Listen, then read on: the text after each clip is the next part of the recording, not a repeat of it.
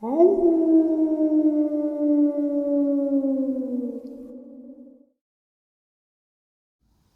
and salutations, everyone. I hope everyone is still doing well, and welcome to this second bonus upload. Before we jump on into it, a couple quick links. As many of you know, I rely on Patreon, PayPal, channel membership, and the merch to help the channel to continue to grow and go. Links to Patreon, PayPal, and channel membership is in the description below. Merch displayed directly under the video. Also, Dogman, Frightening Encounters, Volume 1 through 3, the audiobook versions. They were written and researched by Tom Lyons, narrated and produced by me, Jeff Nadolny.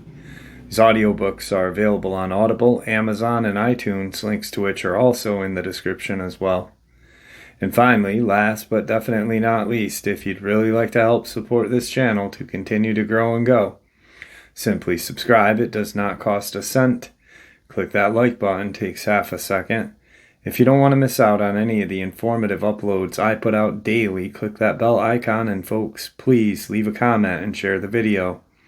Why? Well, because all of these things, they really do help this channel to continue to grow and go. They definitely do matter, and they are appreciated. And with that, I have taken far too much of your time. Let's jump in to today's second bonus, shall we? So as of late, the last couple of times I've gone up to where Tom Messick disappeared, I talked about this book, Skinwalkers at the Pentagon. An amazing book. If you guys have not read it, I honestly suggest finding a way of reading it. Kindle, library, or softcover. I don't know if there's a hardcover yet or not, but it is truly a book full of amazing facts and information. The key thing that I have focused on in that book is the Axelrod case, where he was sent to examine the two USS Nimitz video recordings, one released to the public. Shortly thereafter, he goes to Skinwalker Ranch and comes home to Virginia, has some very strange paranormal experiences. Well, he doesn't. His wife does, and his children do. Shadow men in their bedroom. Dogmen spotted by his wife, and two different occasions by his sons. And I looked more into who these folks were. Naval intelligence, their sons were not into cryptids, were not into the paranormal. They were into teenage stuff, like they didn't care about what we care about. They didn't want to know about what we know about. Why would they make something up like that? They didn't. They actually really saw this. We've been talking a lot about Dulce and these secret government programs. The second to last time I was up there, I was talking about how I really think that CERN has had their hand in taking from the paranormal, from opening portals, making deals with these Dracos and such. Then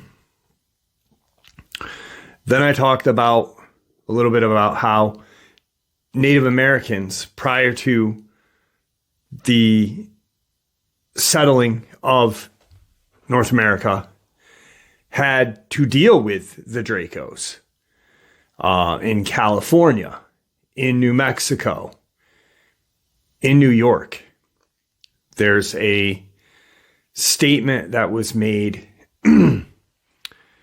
by the Algonquins, which is in upstate New York. Let me find it real quick. That talked about these reptilians and underground bases. So on that day that I was up there, I had made mention of how quite possibly our modern day government back in the 50s, when things started to change, things really started to change in the 50s. We all know this. We all know that after Roswell, a little bit before, but primarily after Roswell, everything, technology just blew up. There's a reason for that, and we all know what it is. Pacts were made, international pacts with the Draco, and I had made a statement saying, hey, what if our modern day government, along with these secret branches like CERN, NSA, Department of Homeland Security, et cetera, approached Navajo approached Navajo black magic shamans to learn about the shape-shifting Ye-Natalushi, skinwalker. All day today I was thinking about that, yesterday. And I ended up reading a couple of excerpts and listening to an old podcast, or I guess talk by Tom Horn. And if you don't know who Tom Horn was, an amazing, brilliant man. He's since passed. Look him up, get his books.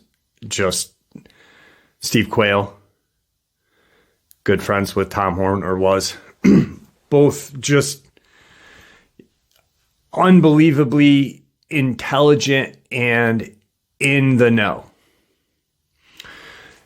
Tom Horn made a statement about the Navajo, about the Anasazi, and how the Anasazi on this rock called Newspaper Rock had drawings or petroglyphs of reptilian aliens with a halo over their head. And giants and chimeras about the same time of what was going on in the Middle East, the biblical time. Tom Horn, I believe, I don't know his qualifications, and I probably should. I just know I've read 2-3 of his books, Steve Quayle's books. I think he's a doctor and a reverend or a priest or such. I don't know, but he is in tune with everything that we talk about. Just an amazing man, or was an amazing man. But so he's not trying to be blasphemous about anything on that side of the ocean. He's just saying, hey, there's a lot of stuff that really fits together. Reptilian, because in the book of Enoch, the reptilians, or the Watchers, were supposedly looked reptilian. Some. They didn't all look like these angels with flowing hair. And they in turn created the Nephilim. And then there was genetic experimentation done by the Watchers, which created Chimera. Same stuff that's written on this newspaper rock. So it's been going on for thousands of years. I've known it, I felt it, and I know you guys have too. But it all is starting to make a lot of sense.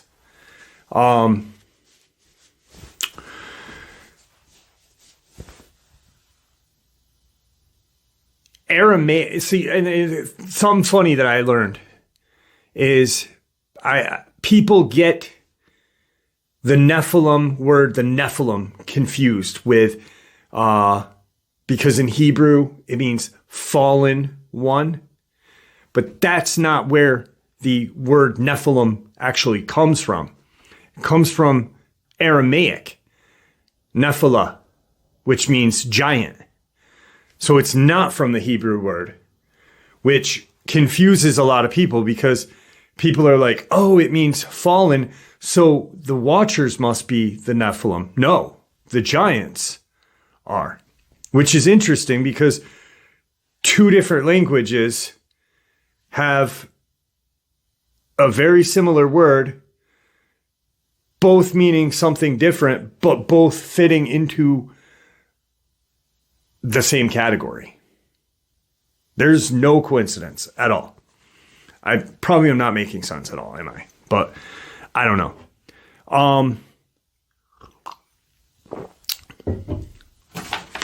I got a lot of information I want to share with you, and I just wanted to start the upload off with that. But underground bases in genetic engineering. What about claims made by UFOologists regarding these bases being used for genetic engineering? According to their assertions, it is in the lowest level, the 7th level of Dulce Base, that the extraterrestrial reptilians are engaging in this kind of experimentation. 6th and 7th. Again, mythology supports the premise Native American tribes across the country are the most vocal when it comes to this topic. The Apache, whose headquarters are in Dulce, the Navajo, the Hopi, have a long-standing tradition of men's creation and the emergence from beneath the surface of the earth. The Algonquins recount, thus did the lowest, most world cave become overfilled with living things, full of unfinished creatures, crawling like reptiles over one another in the blackness. Unfinished. Isn't that like, if we didn't know any better and we lived the life like our ancestors, living off the land, hunting, gathering, somewhat farming, like the Native Americans did, and we saw a chimera, would we think that'd be the best description? An unfinished creature. In this matter, they do not stand alone. Berosus, a Babylonian priest, tells of hideous creatures that inhabit this underground realm. He described men who had one body but two heads, some with legs and horns of a goat, and even some with hindquarters of a horse and the body of a man. In short, there were creatures in which were combined the limbs of every species of animal. These genetic experiments are, according to the reports from UFO advocates, being conducted by a group of reptilian beings in the lowest levels of the bases. Tom Castiello, a former senior security officer at the base, testified that the base at Dulce is a 7-level underground facility with the lower levels described as a series of natural caverns. It was believed by Castiello that these caverns were used by different extraterrestrial races in our in our remote past. In Hindu, the Naga, or serpents, once lived on land, but the great god Brahma sent them to live under the sea and in the seventh level of their underground realm called Patala. In Sumerian descent to the netherworld, Inanna is required to pass through 7 gates to finally reach the bowels of the underworld. Aztec legend says that the Quetzalcoatl,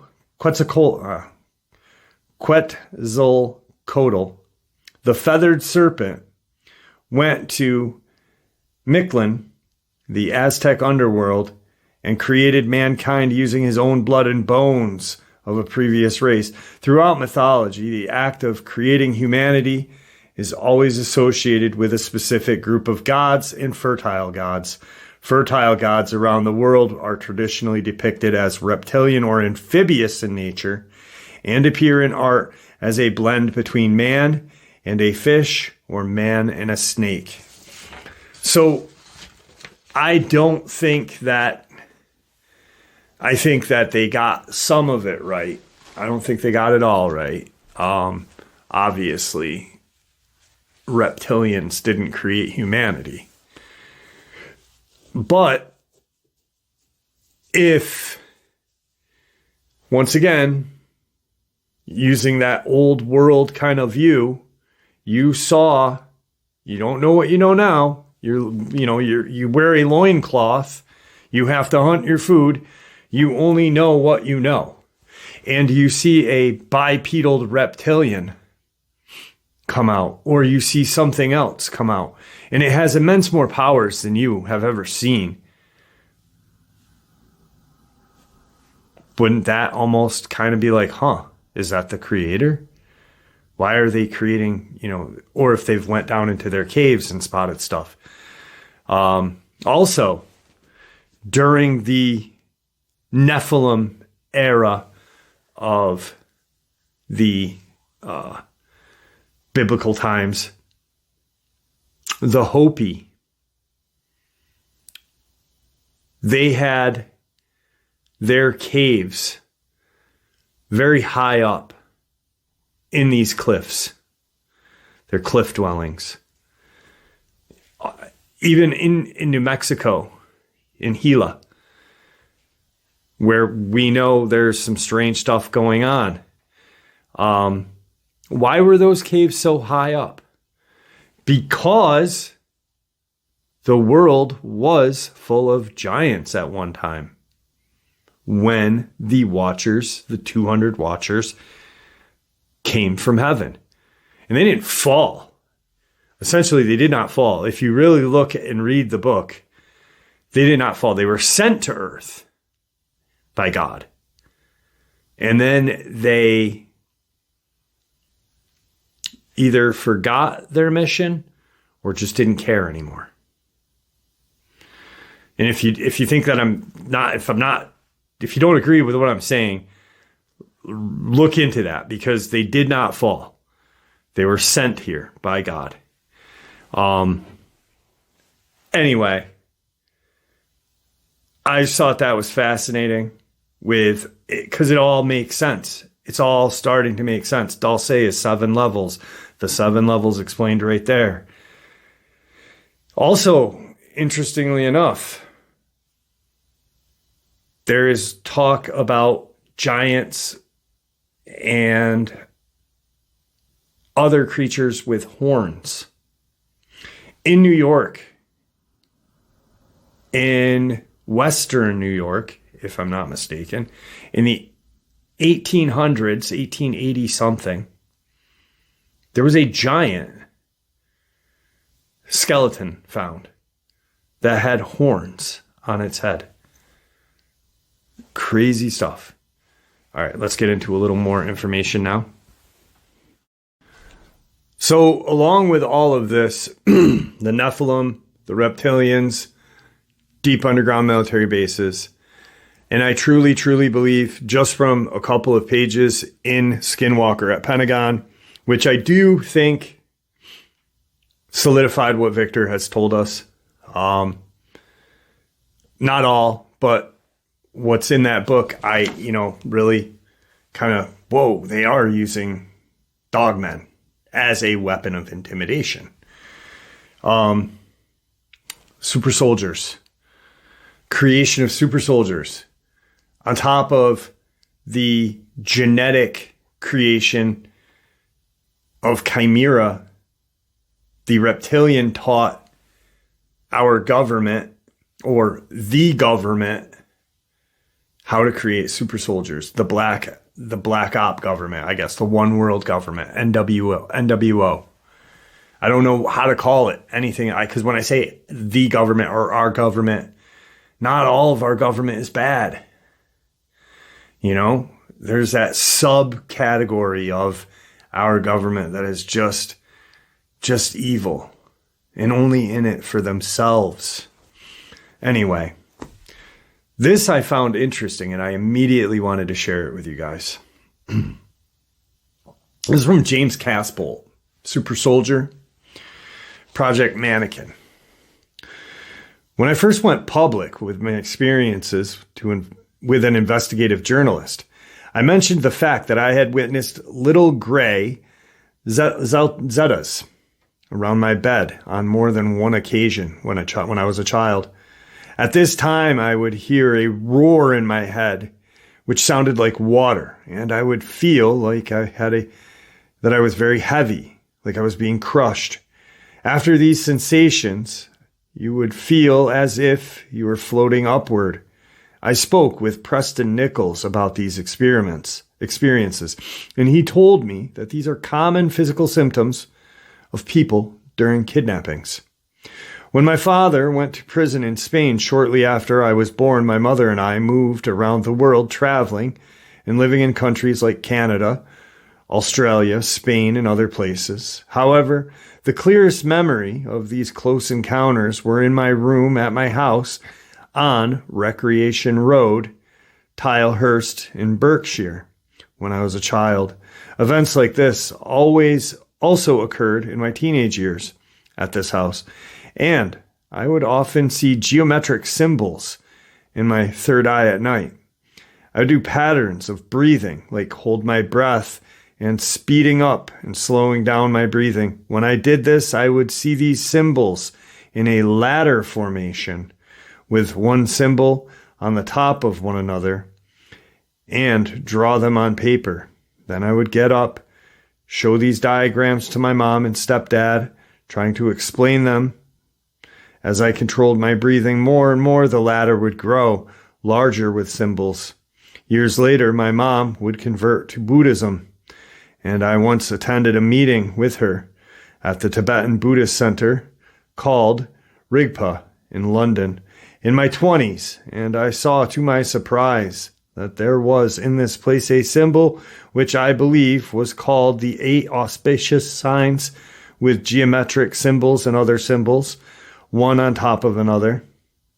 This was almost identical to the ladder I had drawn in Berkshire when I was 10 years old.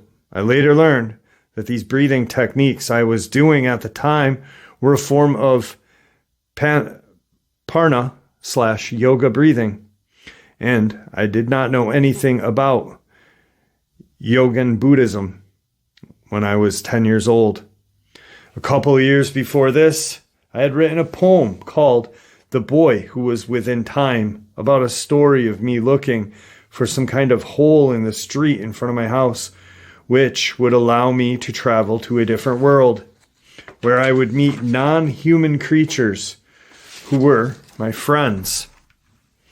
This land was being ruled by an evil being called the Executioner, and these creatures needed leadership to help defeat him.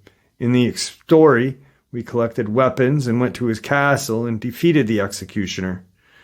I find this interesting title for a poem since, according to scientist Stephen Hawking, the fourth dimension, the one next to our own, is time and can be evaluated by wormholes and jumping doors.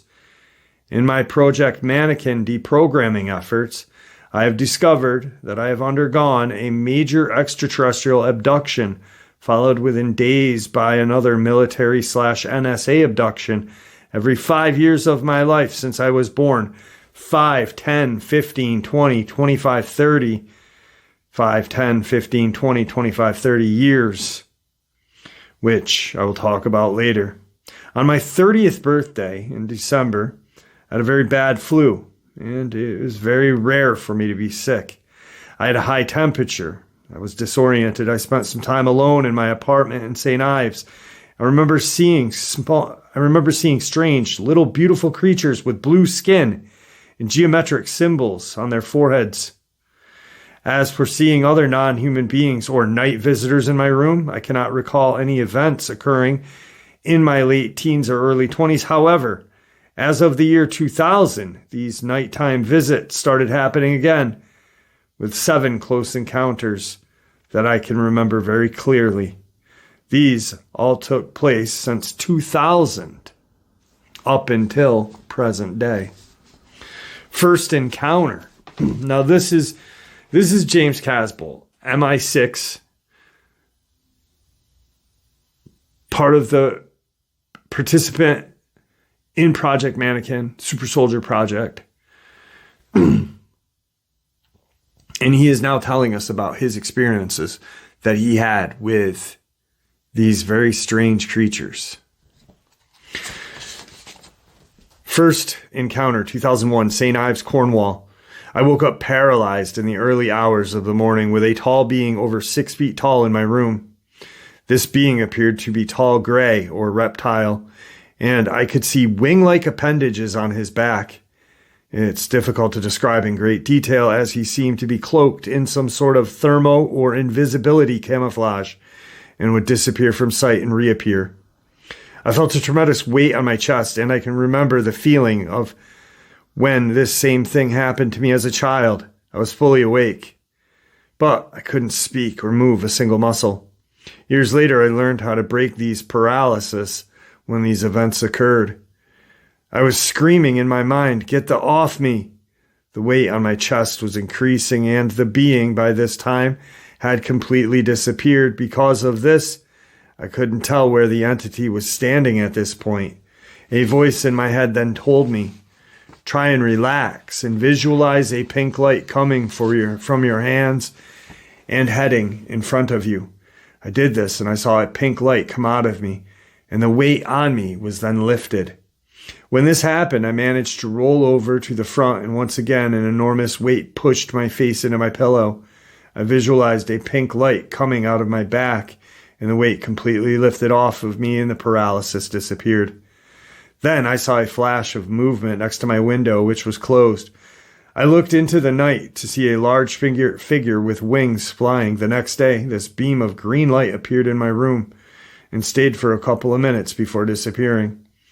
This could have been the positive energy that helped me break the paralysis, or it could have been something else. I've since discovered that the particle beam and the psychotronic mind control technology used by the NSA and MIEC, used for kidnappings and other things, gives green streaks to appear in the air. The green streaks are caused by a reaction of the air with the particle beam. Without a doubt, a lot of long-range psychotronic mind control technology has been used on me at night to activate sleep alerts, which wake up the moment I go to sleep. The moment I fall asleep or leave, these alters kick in, and I wake up in the middle of an altered state of consciousness, get dressed, and go and meet with the controllers of the Mannequin project, where the programming and other things take place. I go home, undress, and go back to bed, and my front alter, everyday personality, thinks I've slept the night away, but I wake up feeling exhausted. This has happened on more than one occasion in recent years. This happened a couple of weeks after the incident with being in the bedroom with that green light.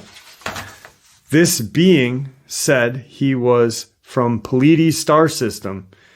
In a telepathic message he transmitted to me, I was instructed to have a camera ready and prepared, and when it appeared, I went into a kind of trance, began to write down the information I was receiving. Among the messages was an urgent message that I was to walk in from Pleiades named Michael, was an urgent message that I was a walk-in from the Pleiades named Michael, who had just arrived in this body, and James had decided to leave and remain in the cities of light in a star sector of Pleiades. I was told that Miguel had come to this planet from the Pleiadian spaceship orbiting this planet, and one of the early arrivals to help lead a mission in galactic battle. I was going to carry this message of truth and had to understand who I was, anchor my star body in this physical body, which finally happened in 2005.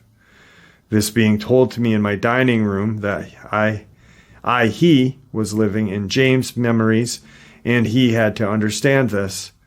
I was also told that Miguel was James/soulmate, and that we were braided souls that had contracted to exchange places or vectors in the galaxy before this physical conception of bodies. The actual exchange of location vectors occurred just before the events of the recent encounter, when I was self-destructive and suicidal in 2001. After the exchange occurred, my pupil changed sizes, with my right pupil becoming larger than my left, as well as other physical and mental changes, such as the increase of my IQ level. I recently came across a great book called Earth Angels by Doreen Virtue, PhD, that explains the walk-in, walk-out process very clearly. Souls usually spend a lot of time discussing their possible soul exchange. They do race rehearsals, where the walk-in soul performs tests of the new body and walk-out soul performs tests of the new body. Experience being free of the body, both parties must fully agree before the final process is done. Since the walk-in procedure cannot be canceled unless prior arrangements are made, both parties must assure that they really want this exchange to happen.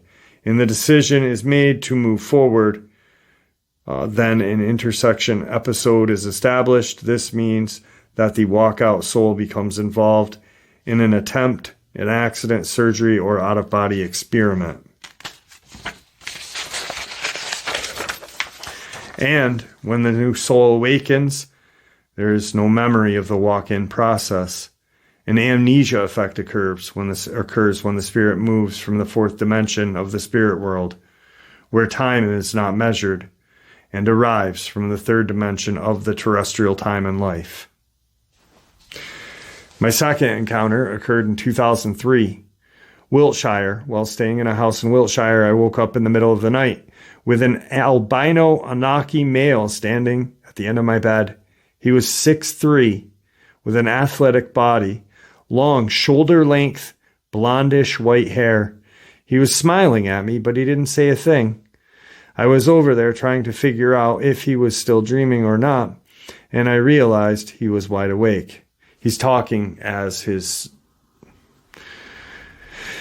still there. He started moving. These entities appear to have some sort of interactive telepathic connect with me at these events and begin to behave differently depending on my knowledge of the situation and fear levels. When I realized that he was not dreaming, the Anunnaki male began to stretch his neck upward like a cobra, snaking it from left to right. As his neck elongated, like some sort of strange yoga technique, as he stretched his neck, he began to become abnormally long and thin, which was terrible to witness. Just then he shape-shifted into a large, muscular, humanoid reptile, which was even taller, but wingless at this time. I screamed, in terror, jumped out of bed toward this being to attack it. This may sound unbelievable, but I just did it without thinking. When we were about to make contact, it moved its hand as if pressing something around the waist. and disappeared. A contact with the intelligence community told me that Draco's reptilians keep teleportation devices around their wrists and on their belts. Also, it's interesting to note that Barry King told me there is a huge underground MIEC complex beneath Salisbury Plain in Wiltshire. All right, so that was his first two experiences that he had with these entities after being deprogrammed from Project Mannequin. The last one I'm going to share with you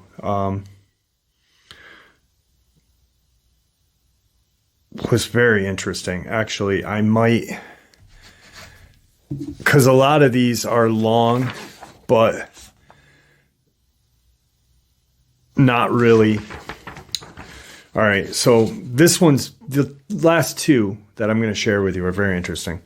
My fifth encounter, so we've shared two. My fifth encounter after St. Ives, 2007, May 5th, 2007, St. Ives, Cornwall, after visiting Porteith Royal Air Force Military Base with 3S. We ended up parking outside in my car and looked at the main gate.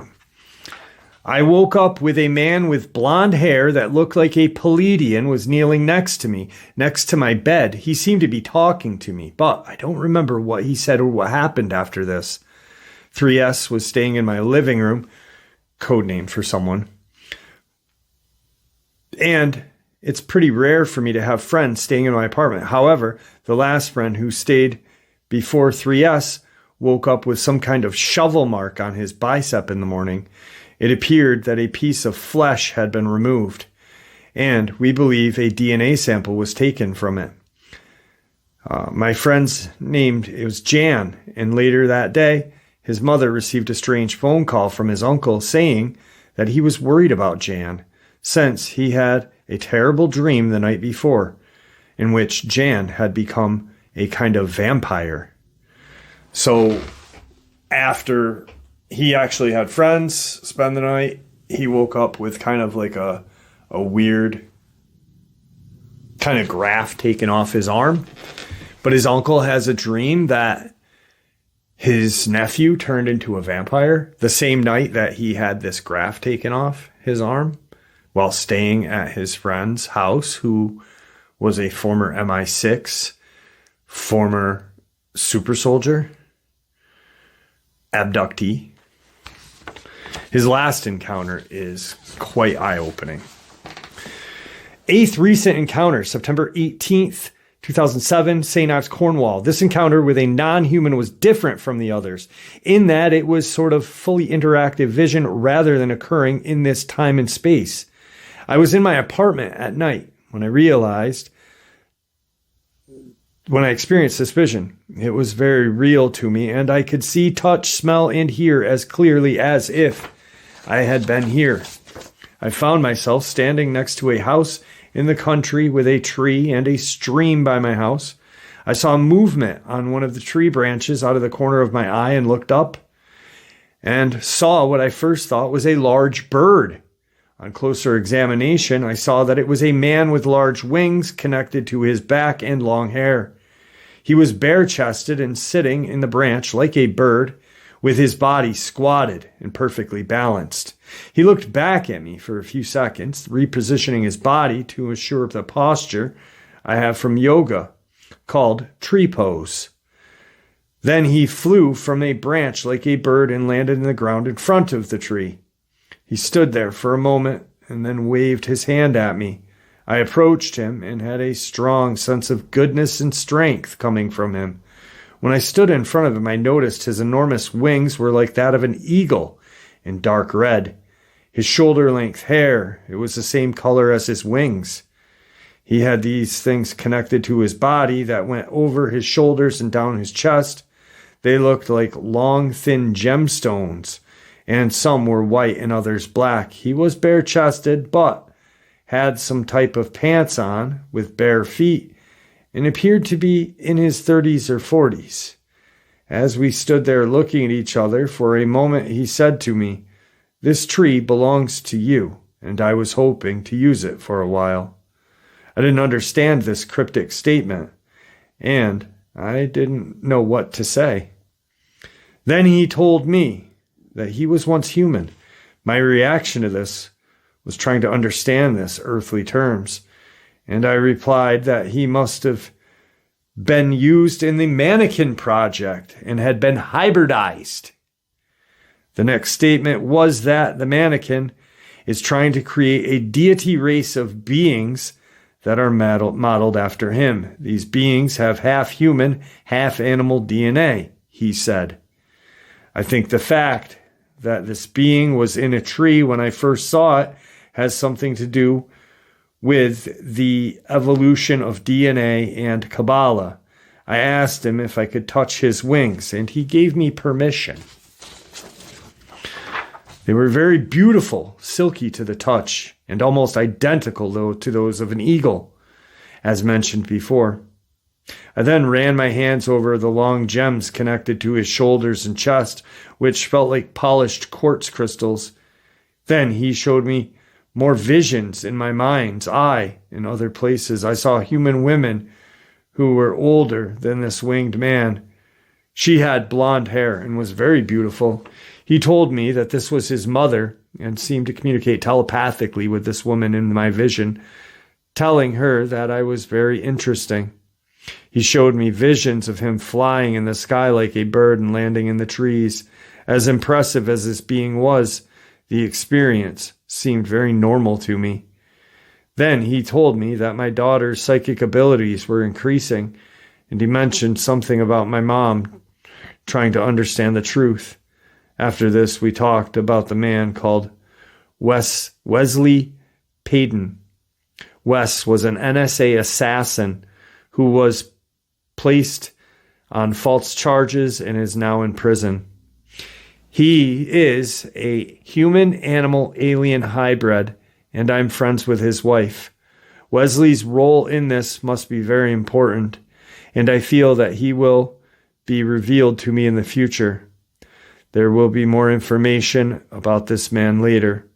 From my understanding, I believe that there is an interactive contact with some type of extraterrestrial or extra-dimensional being that have been called angels in ancient times. With the descriptions of the Draco, what if people described angels and demons in the past were describing the same beings engaged in some kind of ancient war with each other? So, what he essentially is saying is something that I don't say. I've said it to a few people on the channel, and they know. And the few of the people I've said it to agree. But what if what Caspel just said is in fact the real deal? Like these demons and angels, Pleiadians, Draco, demons, angels, are in fact demons and angels, but are in fact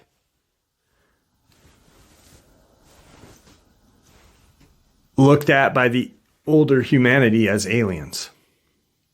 I'm not saying that I wholeheartedly believe it, but it does make sense if you think about it. And it can make sense. Not saying anything negative, but what if, the misinterpretation, like the humans that were before us saw these beautiful angelic men or women or who come down from heaven with these beautiful wings, the angels, and for some reason the humans, maybe that's where some dimensional place, Pleiadian, to get from heaven to here. And then the Draco, the reptilians, are the hellspawn. I don't know. But I like how Caspol just explained it because it was pretty damn cool. But how up is it that an NSA assassin is human, alien, and animal hybrid? I mean, that, my friends, makes sense. So today's going to be a longer upload than normal. I got encounters to share, but I want to share some other cool things with you guys that go along with everything that we're talking about. It's all connected. This is super interesting. Super interesting. Navajo mythology, the twins, the monster slayer. Two of the most important characters in Navajo mythology are twin miracle performing sons of the white shell woman. This plate pictures a leader of the two first conceived, firstborn, whose father is the sun. So the white-shelled woman and the father would be the son, or the heavenly father.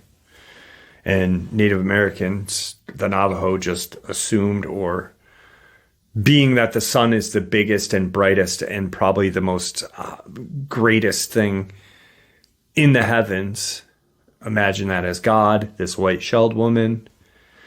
Check this out. His name, one of the twins, slayer of alien gods, from an alien, ye gods to kill. By him, the assistance of his twin brother, were killed numerous bird, animal, rock, and human monsters, terrifying evils, who wantonly destroyed human life. When the spirit people came upon the earth from below, they made 6 sacred mountains, 4 on the distant horizon at the cardinal points and 2 in the center. The 2 brothers on the eastern slope, the 4th. First man took her home near where she matured in 12 days. She turned into a beautiful woman with superpowers. They're talking about the white-shelled woman. The firstborn, soon she found herself the proud mother of the 2 boys. The firstborn and the stronger came to be known as the slayer of alien gods. The other was known as born from water.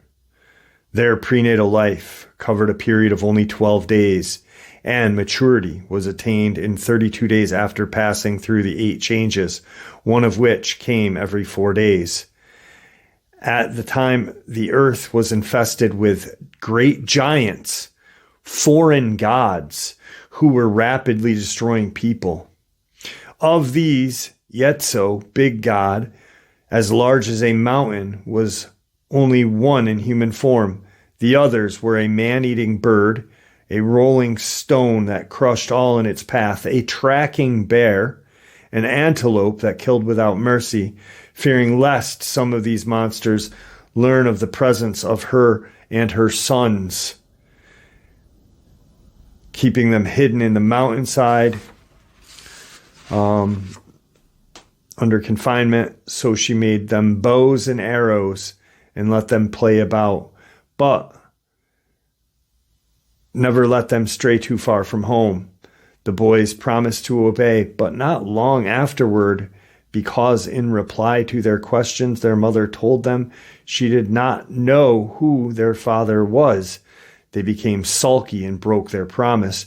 Going toward the east, they would go in search for someone who did know. When the small knoll along the way from home, they heard a whisper, "Shh! Are you afraid, my young brother?" The alien god slayer said. "No," one born from water quickly responded. 4 times they heard the whisper, and then 2 of the wind people appeared. "We saw you traveling eastward," they said, "and came to caution you. The land is cursed with alien gods who kill for pleasure. Beware of them. Why do you journey thus alone without your father? Our father, alas, we know nothing of him, and are now starting to search and learn." "Do you know who he is?" asked the boys. "Yes, the Son is your father. But if you think to find him, you will have to travel far eastward and cross the wide, wide waters. The brother, whose name was the alien god killer, turned to his younger brother and said, "Let us go." With the sun overhead, being in fact of holy nature, the boys covered distance rapidly, and by mid-afternoon had passed well beyond the limits of their homeland. There they came upon an old woman sitting beside a ladder projecting from a hole. She asked them who they were and whither they were going. They told her, "To the sun." Whose sons are they, but whom they had never seen?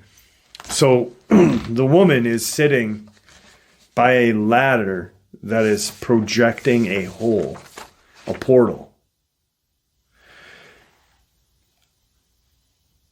And this is from Dr. Moses, or Mose, a Navajo doctor and theologian who was told this information by his great-grandfathers, who were told by his great-grandfathers.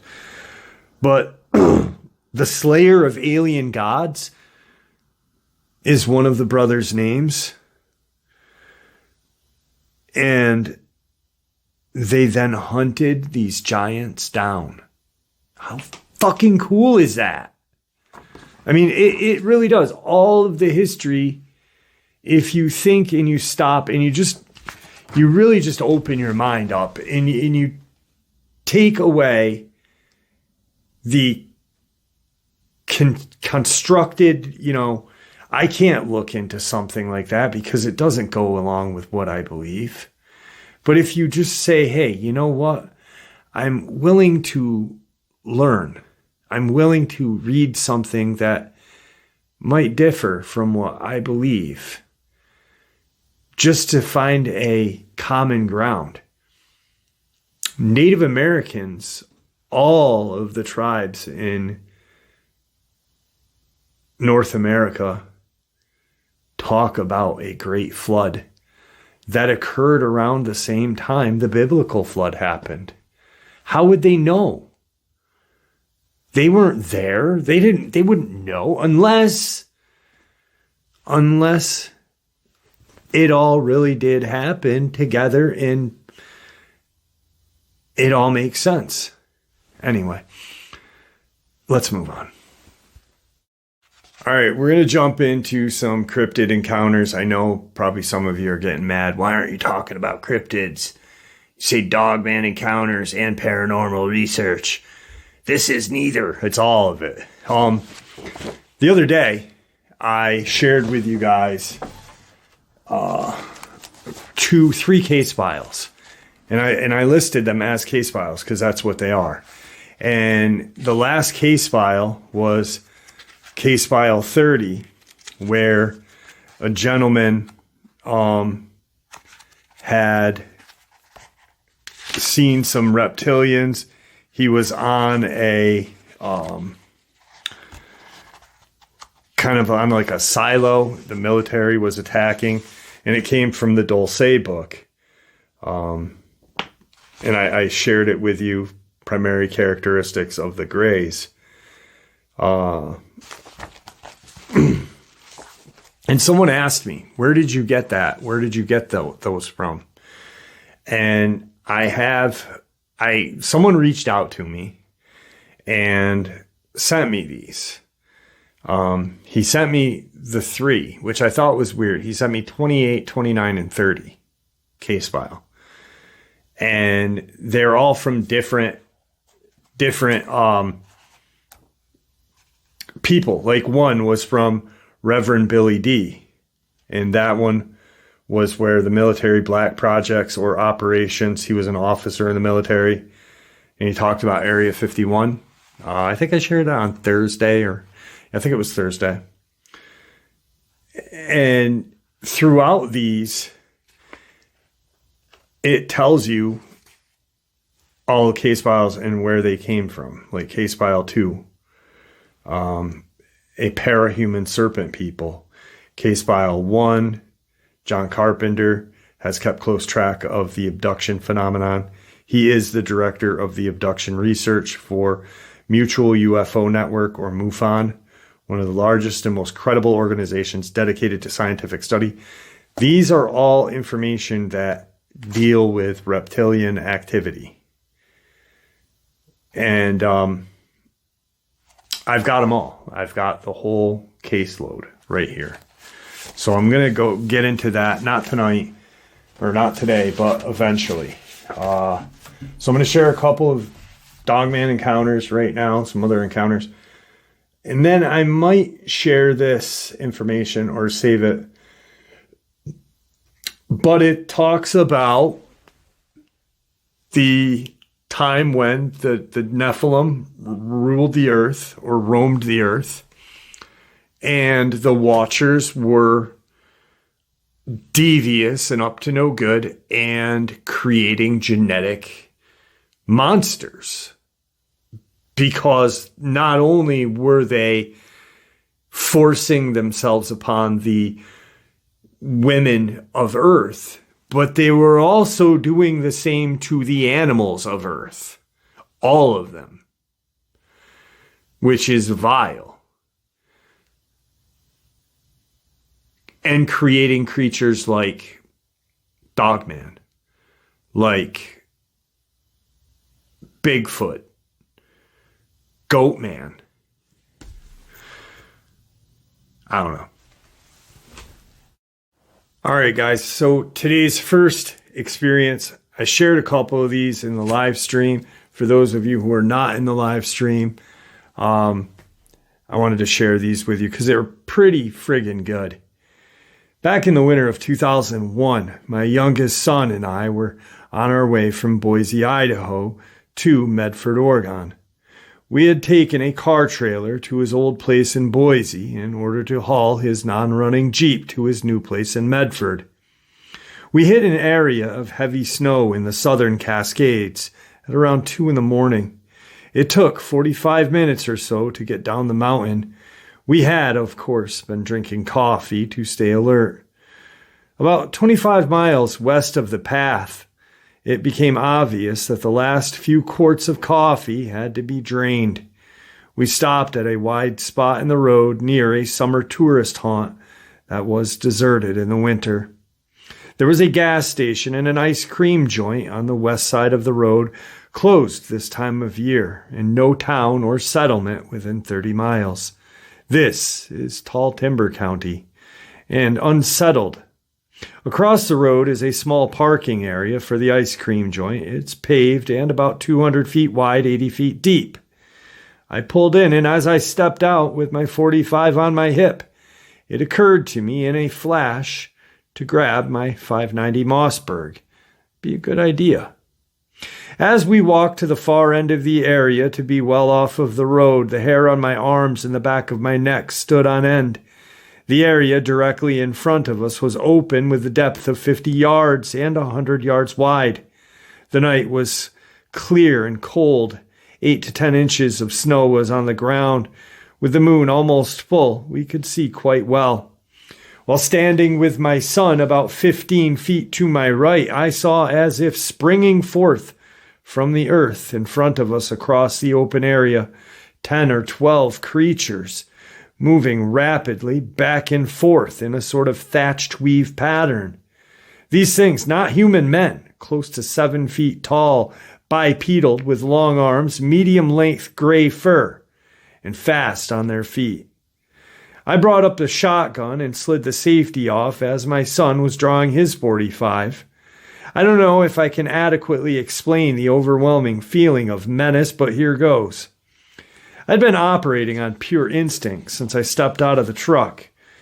The rotten feeling hit me the split second before things arrived. The feeling, instinct, was that we were prey, subject to a very bad death, and to be slaughtered and eaten. Not a logical process, gut feeling, and massively overwhelming. As they were moving about in front of us, more appeared and mixed among them, all the while running about as fast in front of us. My son and I were backing toward the truck. I would not present my back to them, and some of them peeled off right to left in an encirclement movement. They were rolling in fast from the sides now. I could smell and feel their presence. We got to the truck loaded on adrenaline and ready to kill, as we both knew we were in grave danger. We piled into the truck, locking the doors. I had my keys ready. As I neared the seat, I had the engine lit and transmission in gear and gas pedal mashed in one motion. Adrenaline is great stuff. As we fled, something very close by let out an undulating scream of rage and pain. I believe one or more of the group had gotten really close to us in their pursuit, and I may have run one of them over. Yeah, they were that close. We rolled onto the highway, and I told my son to watch the bed of the pickup as well as the trailer. He had already indexed to the rear with the shotgun. We hauled off for at least 20 miles before the feeling of grave danger started to abate. The feeling that nailed both of us, as we discussed soon afterward, was one of being prey. I'm not easily led, and neither believe or disbelieve all the Bigfoot, ghost, and werewolf stuff. In fact, I'm a skeptic. My son was speaking with a coworker 6 months later who had grown up in Prospect, Oregon, 30 miles south of Union Creek where the incident took place.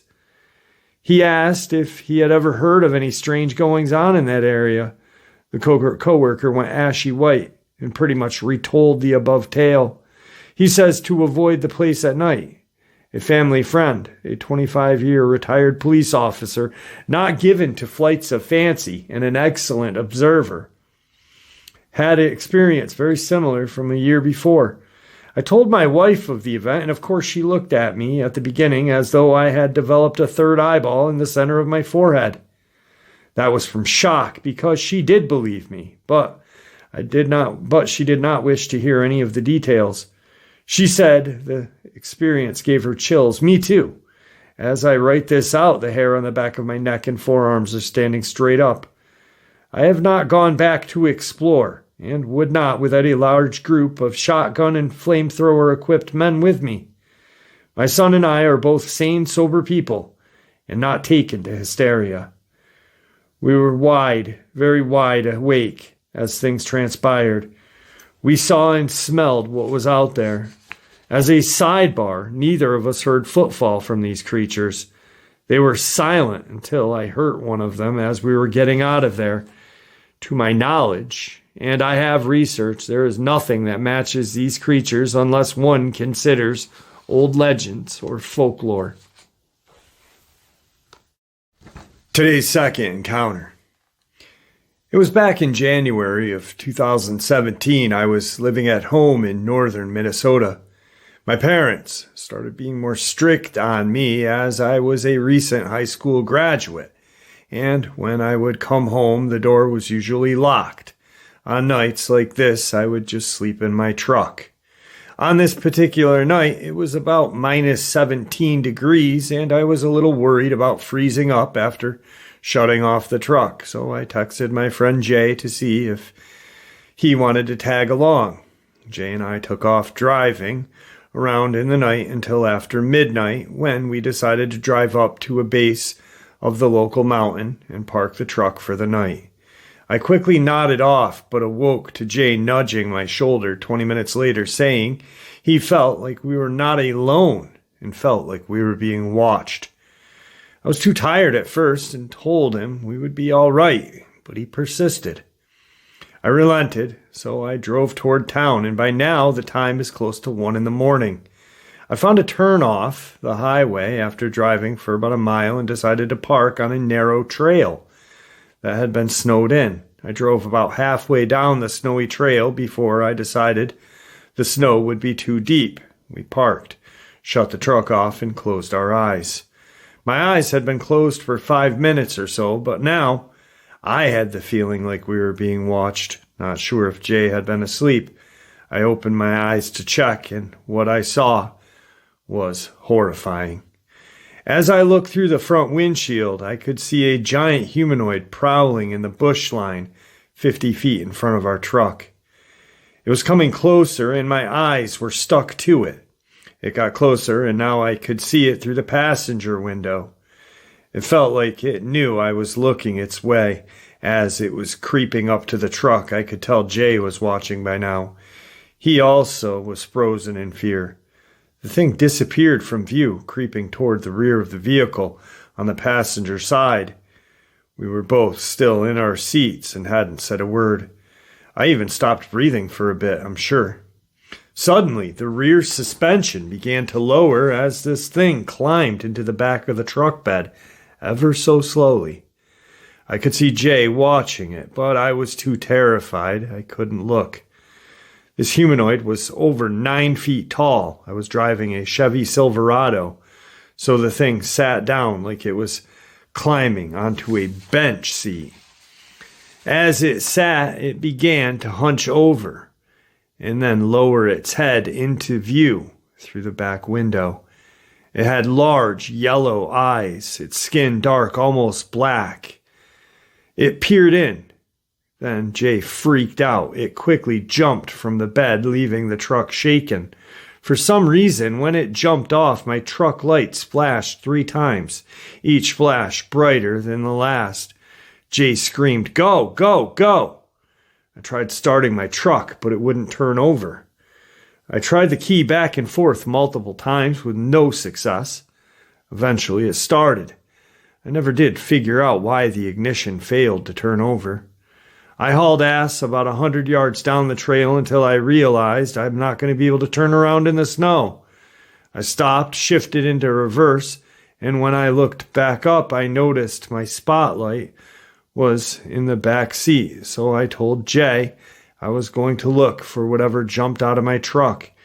He was quite reluctant, but I didn't care. I had to see it again. I parked the truck and began scanning the brush line toward where we saw it flee.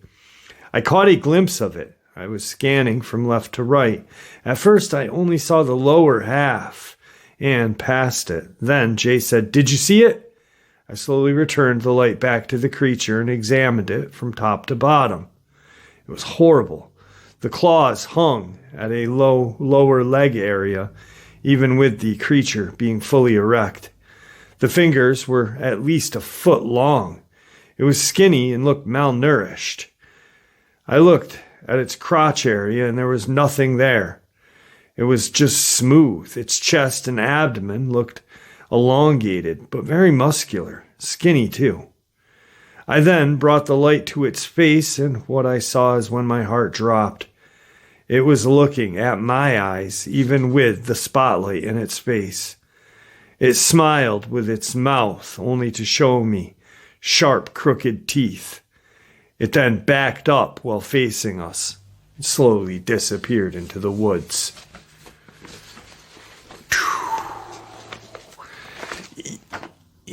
You know, this may make me sound like a bit of a Sally, but when I was up where Tom Mezek disappeared that night, and I was recording the 20 minutes or whatever that I was up there, 25 minutes, and the 12 minutes that were distorted, I really actually talked about how freaked out I was. And, you know, I felt like something was out there other than a Dogman or a Bigfoot, and not like a crawler either. And I really do think that once we start to learn about these creatures, we are never the same. We will never look at the woods the same. We will never look at anything the same. You know, a news article. We will never look at it as the same anymore. Speaking of news article, really quick. Last year, the Las Vegas alien UFO occurrence where the video was shot. Police saw it. Young man named Angel saw it in his backyard. Come to find out, video analysis of the video and everything else. The video that Angel did shoot, the one that's on the news, not the one that's on TikTok with a fake alien there, but the real one that's on the news, they are saying that is real footage, that it's not edited. Obviously, the one with the 8-9 foot alien next to the fence is, because there was never an alien there. It was behind the truck. But it just goes to show that, like people making fake videos to get views of this creature. A year later, a video analysis of the original video, the one that's not doctored, comes to find out that it is real. But yet, because someone messed with it and monkeyed with it for views on TikTok, kind of gives it less credence, Really bothersome. Anyway, let's get into the next experience. I shared this on the live stream this Saturday. I really liked this one. I started the live stream off with this one, actually. I think it's very interesting because it doesn't fit into a certain category when talking about, well, you'll see what I mean. LM, name redacted, lived in Homer, Alaska between 2013 and 18. And in that time, she observed numerous bizarre creatures. The house she lived in, on that small street, was surrounded by tall trees, most of which have since died or were chopped down. One night, she was in her room hanging out with her boyfriend. She had noticed strange movement and asked to use his binoculars, only assuming she had noticed something previously and requested him to bring them. When she looked through the binoculars toward the trees, she spotted something strange, a little man hopping from tree to tree. It seemed to be dancing in the trees. She noted that it didn't seem to be worried about gravity, falling, nothing, just hopping around. A month later, she started noticing more of these creatures, eventually hundreds. She feared she may be losing her mind since no one else was seeing them. Her boyfriend did not initially believe her until one night he saw them himself. She further noticed the trees that they would hop around in would slowly start to die. She began to suspect that the creatures climbing on them were somehow causing them to die. When she later returned to the location in 2021 with the crew of the Discovery Channel while shooting a TV show called Aliens in Alaska, she was shocked to see a patch of forest near her old home was dead. The trees were rotting and black. I don't know what they were, but I don't think they're from here. I believe they were aliens, she told the producers of the show. In 2018, partially because of the strange incidents around her home, she and her family decided to move to Kodiak. She has not seen them since. Curiously, these little men-like creatures look an awful lot like the crawler. So, what doesn't fit in? Well, when we talk about little men, we automatically, people assume like gnomes, fairies, fae, that old guy from England who everyone was worried about because he stopped making videos on YouTube, but he just needed a break. He's like 80 years old, 70 years old, needed a break, but people thought he got abducted by 5-inch little men. These little, they look like Fraggles or whatever, doozers. But these creatures looked like a crawler, but smaller. That's just creepy. Crawlers in of itself, I believe 100% were a genetic creation by the aliens, the Draco, in these dumbs, using alien-human hybrid as a security tool. Let's move on.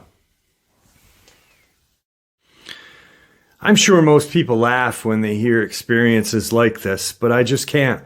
I was face to face with what I can only describe as a werewolf in 1987 here in southern Illinois. I was only 10, but I know what a big dog looks like and actually owned a huge St. Bernard at the time. And this thing dwarfed him. I was walking alone down a road that parallels some thick woods when I heard movement in the brush. I stopped looking toward the noise, and to my absolute terror, a huge black wolf-looking head came out of the brush staring at me. I don't know if it was on 2 or 4 legs, but it was taller than I. I was only 10, so 4.5 feet. Suddenly, it came bursting out of the woods towards me, and I thought I was dead. I don't know what happened at that point, but it obviously did not grab me. All I can remember from that part is that it was face to face, and then it wasn't. My mom remembers seeing me running home with a look of terror on my face, so she met me outside. She knew something bad had happened, but didn't know what it was. She says I was shaking uncontrollably and I had wet myself, and just kept saying, "A werewolf tried to take me." She says that she didn't know what I encountered because I was a tough kid who always was outside and was not prone to making up stories or lying. She says the next day I brought a book home from school titled Meet the Werewolf. I was obsessed with anything werewolf related. Of course, I wouldn't go outside for a long time after that, even when all of the kids were outside. We moved the next year to the city 100 miles away, and I got back to normal again. I moved back to that same rural town when I was 18, and I've lived here ever since. It's a small town on Rend Lake in Jefferson County, Illinois. I know what I saw, and I'll never forget its face. It was not a dog. I go into the woods quite a bit alone, and sometimes I do get worried, but I also carry a gun just in case. Be safe when alone in rural areas because dogmen are real. My wife had a daytime encounter with what she called a 7-foot-tall black werewolf standing on 2 legs in 2001, 5 miles from where I had my encounter. The only difference is she was driving and had the relative safety of being in a car. It proved to me that these creatures do exist and are in our area, so at least I know to be careful while in the woods instead of being like everyone else who has no clue until they are face to face with one. It's scary to know that they are real, but I think it's better to be aware of them so I know to take precautions in the woods. And I tell anyone who will listen despite being laughed at. But those who know me best know that I'm not crazy, and I do not make up stories or lie. I think telling them will keep them out of harm's way. I think telling people about these things will keep them out of harm's way, or at least make them be a little more cautious about being out in the woods alone. My uncle had a Bigfoot encounter back in '81 while in the outskirts of the Shawnee National Forest. He never went back and is afraid to be outside after dark, if there are woods around. He's 60 years old now and is still scared of things that he says don't exist.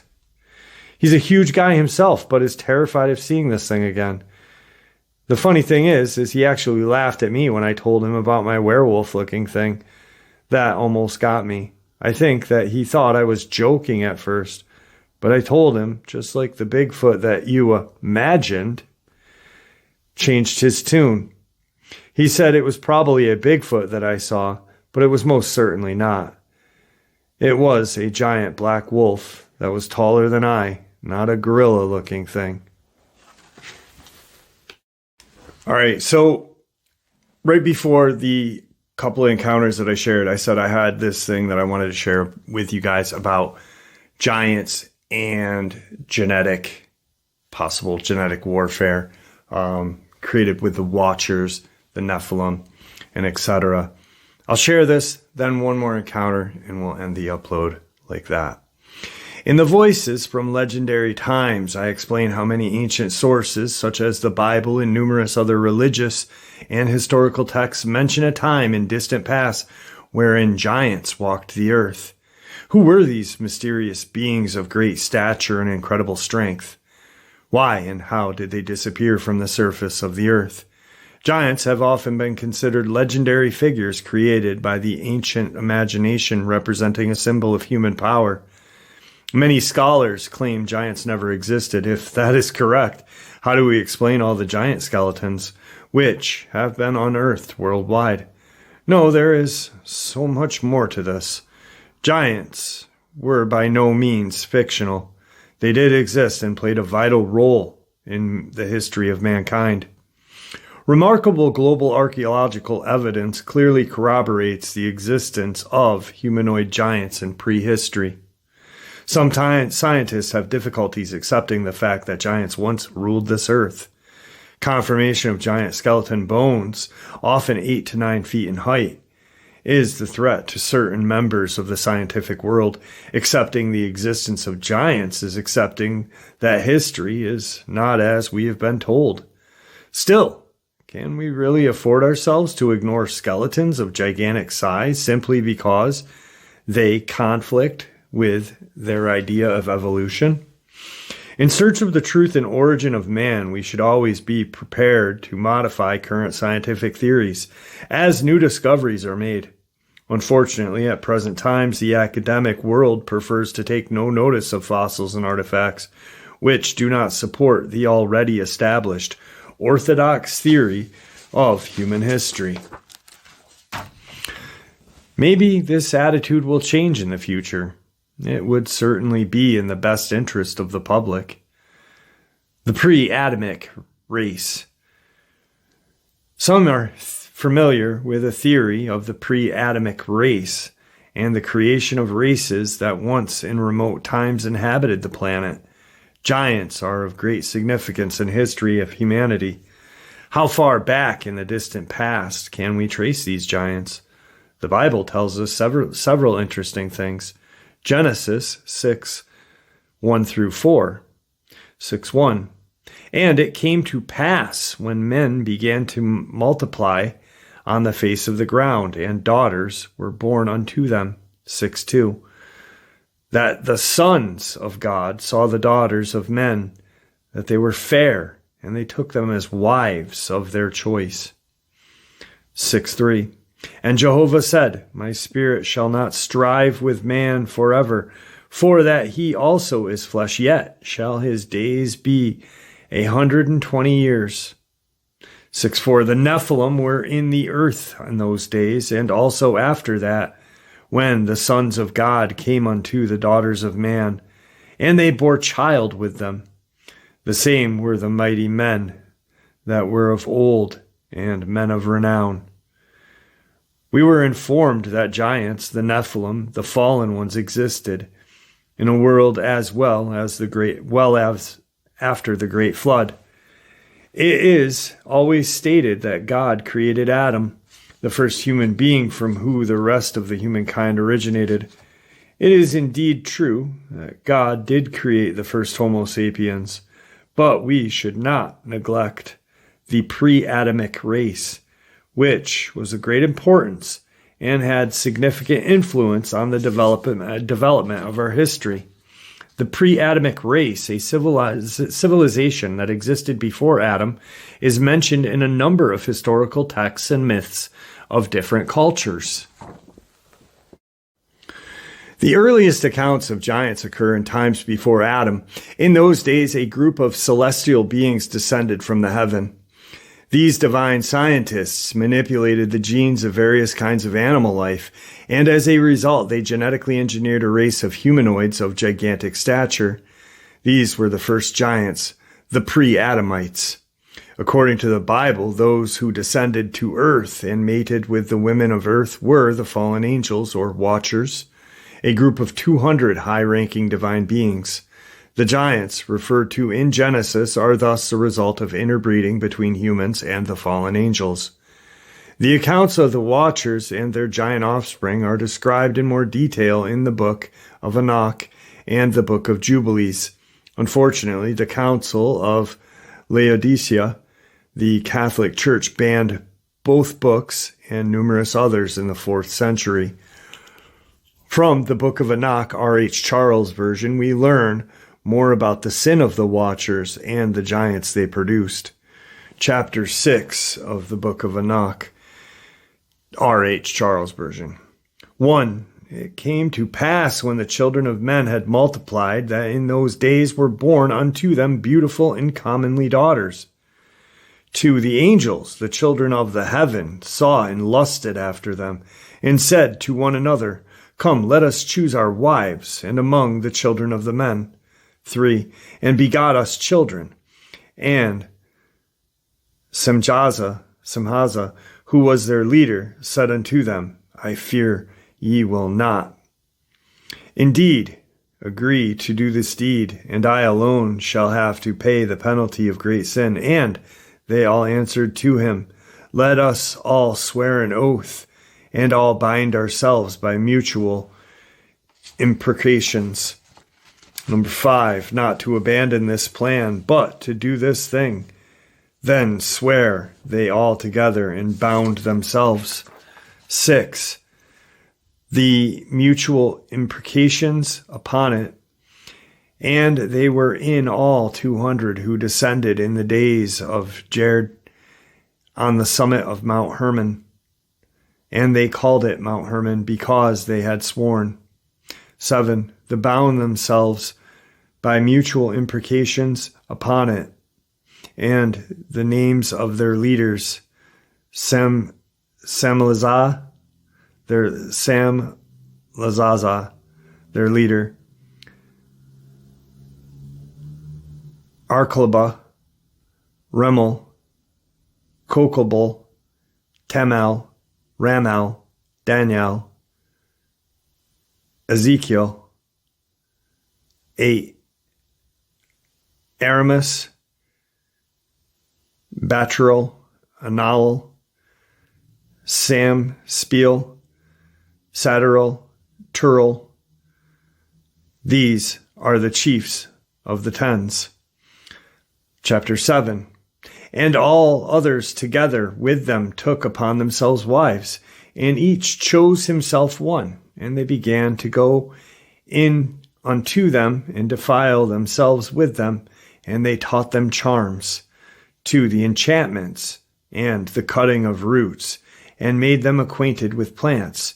And they became pregnant, and bare great giants, whose height were 300 ells, who consumed all the inquisitions of men. And when men could no longer sustain them, the giants turned against them, and devoured mankind, and they began to sin against birds, beasts, and reptiles, and the fish, and devour one another's flesh, and drink the blood. Then the earth laid against the lawless ones. The same story is confirmed in the Book of Jubilees, R.H. Charles version, chapter 5 of the Book of Jubilees.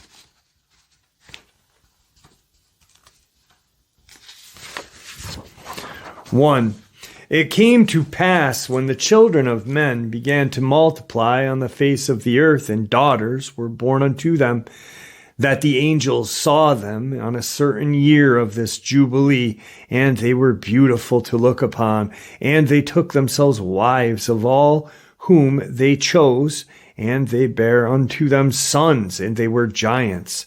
And lawlessness increased on the earth, and all flesh corrupted its way, alike men and cattle, beasts and birds, and everything that walks the earth. All of them corrupted their ways and their orders. And they began to devour each other. The lawlessness increased on the earth, and every imagination of the thoughts of all man. Thus evil continually. And God looked upon the earth, and behold, it was corrupt, and all flesh had corrupted its orders, and all were upon the earth, had wrought all manner of evil before his eyes. And he said that he would destroy men and all flesh upon the face of the earth, which he had created. But Noah found grace before the Lord's eyes. Genetic experiments. Although it is said that the beauty of earth's women tempted these fallen angels, it is worth considering whether fallen angels did not have special purpose for creating offspring of giant stature and immense strength. We do know that one of Yahweh's greatest concern was genetic purity and perfection. The intermarriage between human and divine beings, which continued throughout the This period was naturally a threat to Yahweh's well-ordered creation. The ancient master race of men created by the Watcher was against Jehovah's plan for the earth, in which each human being and animal was to reproduce after its own kind. The subject is discussed in genetic engineering in ancient times. A provocative yet realistic theory for those who are open-minded is that the giants were in fact a result of genetic experiments, just as the Homo sapiens. The giants were genetically manufactured by combining DNA of various pre-existing animal species. Higher individuals from outer space guided this creation process. The Bible is filled with evidence of extraterrestrial contact, clearly proving that Yahweh and his angels were in fact highly advanced beings from outer space. They visited our planet on several occasions. These ancient astronauts were responsible for bringing life to the earth and for creation of modern man. The giants possessed superhuman powers. Their role was to rule over planet Earth and the Homo sapiens. It was an attempt by the fallen angels, the group of spacemen who rebelled against their leader Yahweh, to wipe out the Homo sapiens. The giants were superior to the Homo sapiens in every aspect. They were not only of great size and strength, but they also possessed the ability to develop advanced tools and weapons and had astronomical knowledge. In the book of Enoch we learn, "And Azazel taught men to make swords, knives, shields, breastplates, made them known, the metals of the earth and the art of working them, bracelets and ornaments, and the use of autonomy, and beautifying of eyelids and all kinds of costly stones. And there arose such godlessness, and they committed fornication, and were led astray, and became corrupt in all ways. Samhaza taught enchantments and root cutting. Armoros, the resolving of enchantments. Barajal taught astrology. Kokabal taught constellations. Ezekiel, the knowledge of the clouds. Arquil, the signs of earth. Shemziel, the signs of the sun. Suril, the course of the moon. And as men perished, they cried, and their cry went up to heaven. The giants' knowledge and technical skills were given to them by their creators, the Watchers. The Nephilim procreated not only among themselves, but created offspring with the Homo sapiens. The offspring of the Nephilim were giants known as the Gibram, heroes of old, men of renown, which are mentioned in Genesis 6. The Gibram were not as tall or powerful as the Nephilim, but they were nevertheless a dangerous warrior race. At the end of this period, Yahweh saw the pure Adamic line of Homo sapiens was almost extinct. The supergiant beings walked the earth, had an almost lifeless lifespan. Their extraordinary powers became stronger day by day. In time, they became not only a threat to the earth, but also to Yahweh himself. Yahweh realized the rebels, the fallen angels, were winning the genetic warfare. His own creation, Homo sapiens, were being wiped out. The deluge, a new beginning. Legend and myth and sacred texts from all over the world tell about how God was displeased with the human sinful behavior and decides to send floods for punishment. Almost every tribe and ethnic group in the world possesses memories of an event called the deluge, or the Great Flood. The universal flood is a fact, and it did occur. The majority of giants were destroyed in this cosmic catastrophe known as the Great Flood. The ancient catastrophe, which was of the greatest kind, ended this world, forcing the gods, Yahweh, his space fleet, and rebelling angels to flee Earth temporarily. This was the time when the gods split the earth, or the fallen angels. After the great flood, when the waters receded, the mighty gods from outer space returned. Yahweh and his fleet were determined to repopulate the earth, but they were not alone. The fallen angels survived the cataclysm. The Watchers returned to the planet, and the rebellion against Yahweh entered a new phase. The mighty giants were recreated. We encounter them again in scriptures. This time they are called Raphaim, Zuzim, Imim, Horim, and more. Genetic warfare between Yahweh and his rebels continue. So,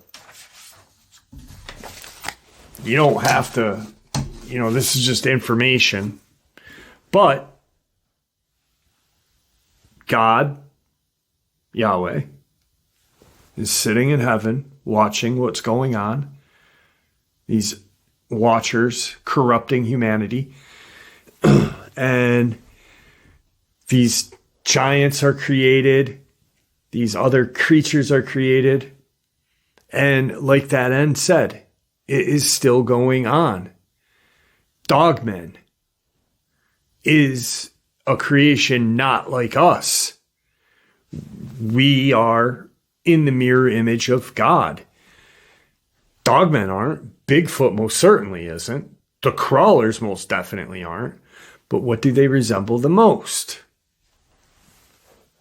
The fallen angels, the fallen ones, the reptilians, the evil.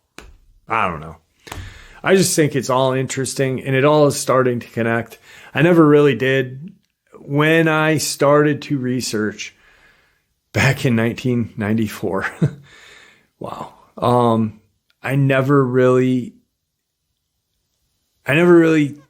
I thought by putting God into the research was dumb,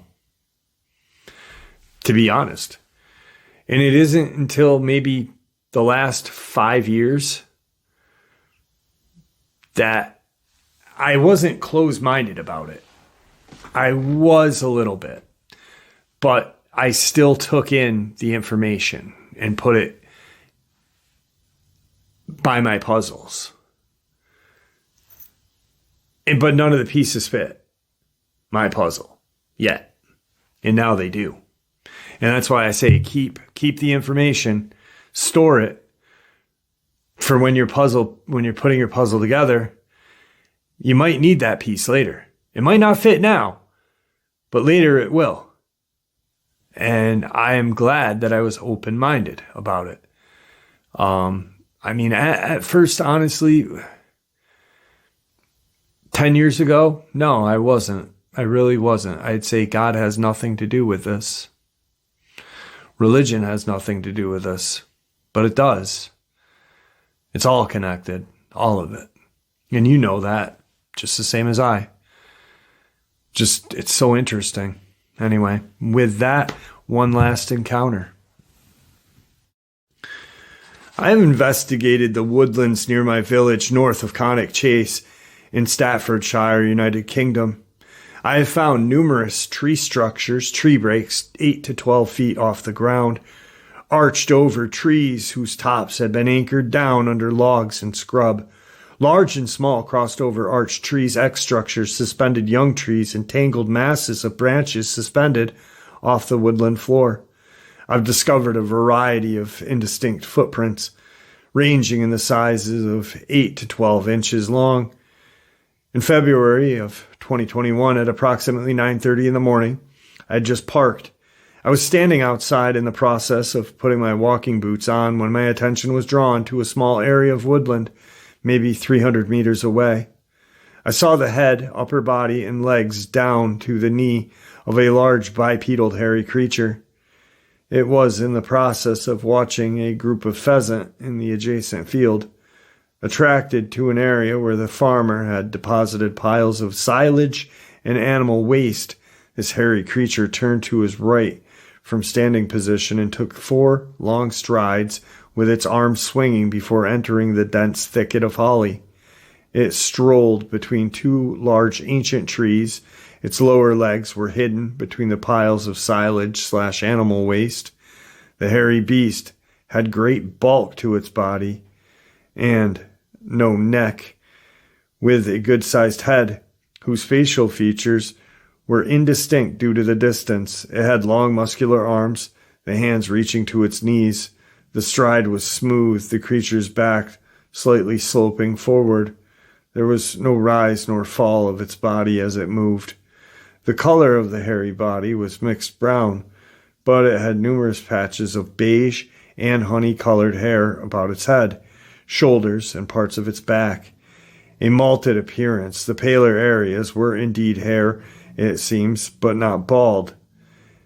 Had it been for the pale color of the form, its movement I may not have noticed. The paler color stood out markedly against the dark green holly that the hairy form entered.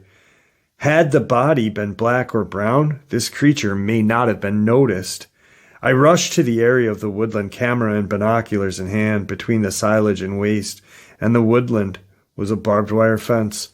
The posts were 4 feet high. The hairy man stood and moved between the posts. From the fence post height, the estimated height of this creature would be approximately 7 feet in height. And there you have it, folks. I hope you all enjoyed today's second bonus as much as I enjoyed sharing it with you. I'd really like to thank you all for supporting the channel. It is, after all, your support that helps this channel to continue to grow and go, and what gives us all a place and a chance to share our experiences and theories judgment-free. Everyone is simply treated with the respect that we deserve. Please stay safe, happy, healthy, and ever vigilant, keeping an eye on our children, pets, family, and friends. These creatures are real. These events have happened. Share this information with those you love and care about, and it may just help save their lives someday. Until next time, never stop asking questions, never stop searching for the truth, and God bless you all.